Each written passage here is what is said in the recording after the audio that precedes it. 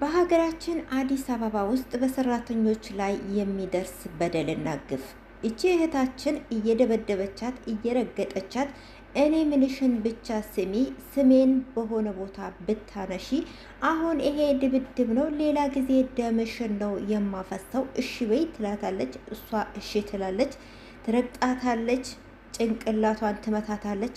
የማታረጋት ነገር የለም።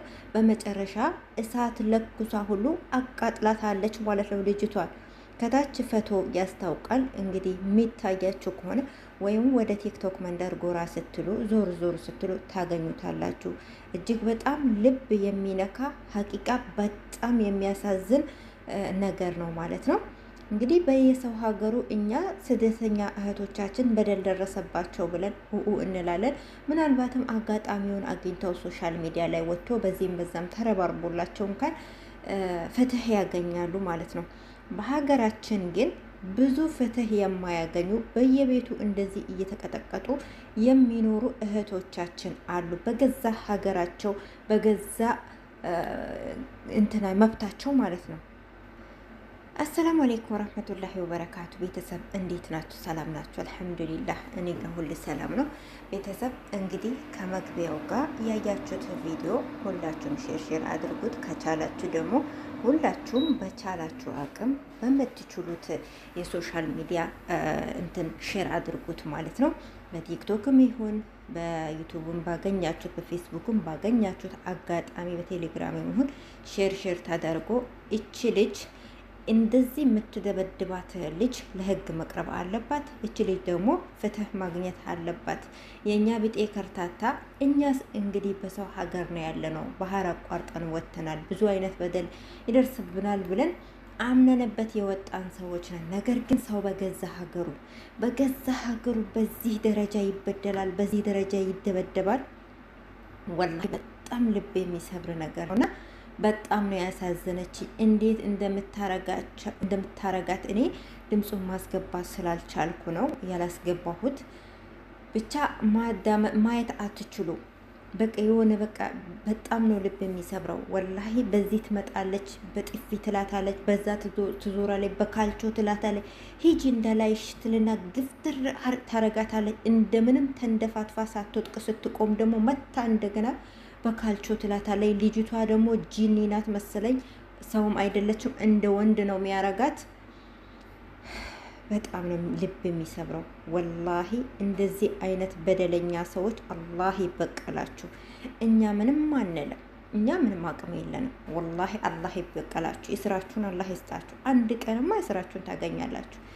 እያንዳንዷን እንደዚህ በቤታችሁ አስገብታችሁ ትንሽ የተሻልነ ነው እናንተ ምን ስለ አመድ አፈር ሲጀመር እኮ እርስ በርሳቸው አንድ ተመሳሳይ ናቸው። ከሰራተኛይቱ አሰሪ የተባለችው ከሰራተኛይቱ እኮ ትሻለ።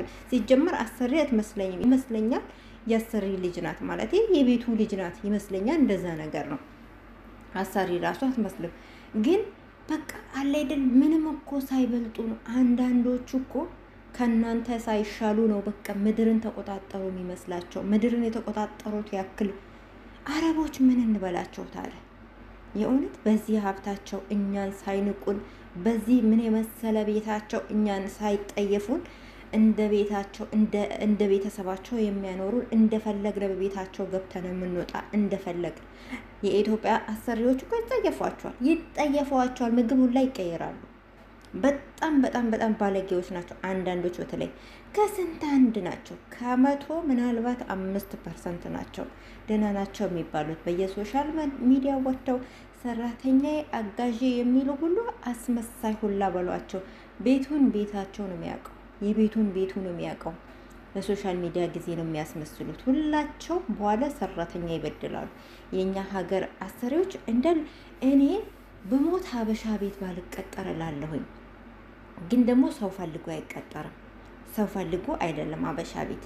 እያንዳንዱ ያው አብዛኛዎች ደግሞ ወደዚህ ሀገር ለመምጣት መሰላል የሚሆናቸው አዲስ አበባ ላይ ሰው ቤት ከገጠር መጥተው ሰው ቤት ተቀጥረው ምናምን ከዛ ወደዚህ የሚመጡ አሉ ብዙ ማለት ነው። ልክ እንደዛ ምናልባት ለመልመድ ሙያ ለመማር ምናምንም የሚገቡ አሉ። ብቻ ሰው ፈልጎ አይደለም የሰው ቤት የሚገባው፣ ለግዱ ነው።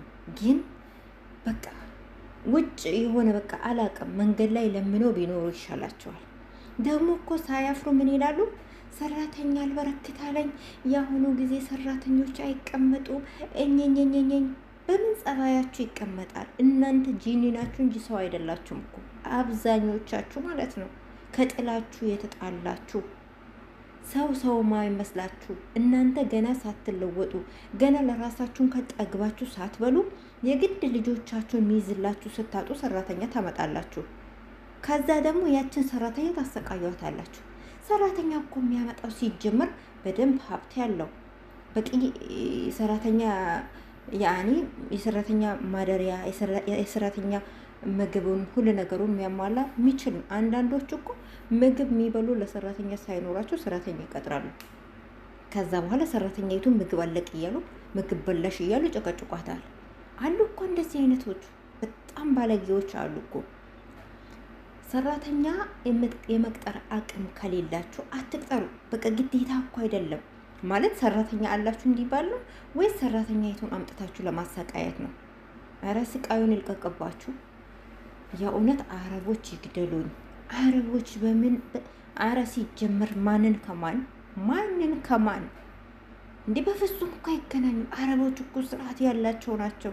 ወላሂ በቃ ምን ልበላችሁ፣ እኔ መጥፎ አረብ ገጥሞኝ አያውቅም አልሐምዱሊላህ።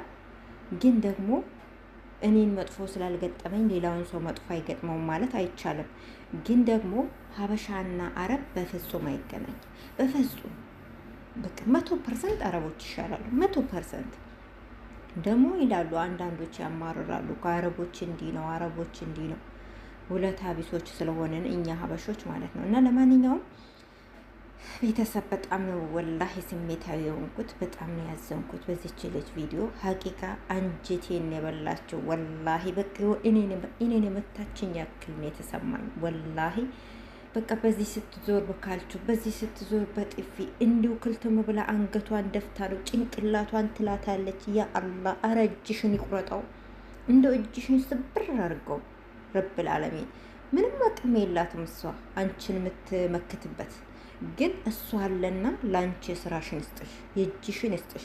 ምንም እንኳን አይነት በደል ብትሰራ፣ ምንም አይነት ጥፋት ብታጠፋ፣ በቃ ህግ አለ እኮ ለህግ መስጠት ይችል ልጅ።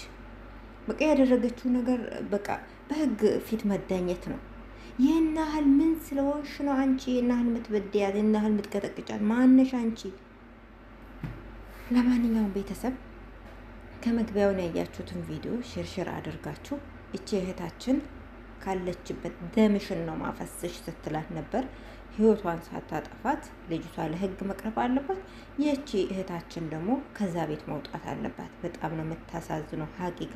አዲስ አበባ አለም ባንክ አካባቢ ሲባል ሰማው መሰለኝ ኮሜንታተሮች ሲጽፉ የነበረው እና እዛ አካባቢ የሚኖሩ ፖሊሶች እንደው በቃ እንደው ተባብረው እችን አረመኔ ሴትዮ ለህግ ማቅረብ አለበት ብዬ አስባለሁ። ይሄ በጣም የሚያሳዝን ነው። ቪዲዮውን ሙሉውን ብታዩት ማየት አትችሉም፣ አትቋቋሙ። በጣም ነው ልብ የሚሰብረው ወላሂ ሀቂቀተን ማለት ነው። ለማንኛውም እንደዚህ የምታሰቃዩ ሰራተኛ እንደው ወላሂ በቃ እንደው የስራችሁን ይስጣችሁ። ያቺ ልጅ እኮ ፈልጋ አይደለም እናንተ ቤት የምትንከራተተው፣ ፈልጋ አይደለም እናንተ ቤት የምትሰቃየው። እንደናንተ ቤተሰብ አላት፣ ቤተሰቦቿን ለመርዳት ነገ የተሻለ ኑሮ ለመኖር ነው።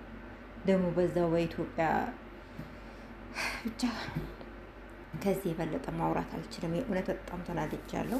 ቤተሰብ እያንዳንዳችሁ ካያችሁ ቪዲዮውን ሙሉ ቪዲዮ ስሩበት።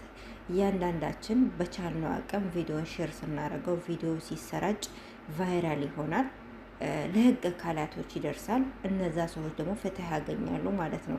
እና እባካችሁን እችን እህታችን እንድረስላት።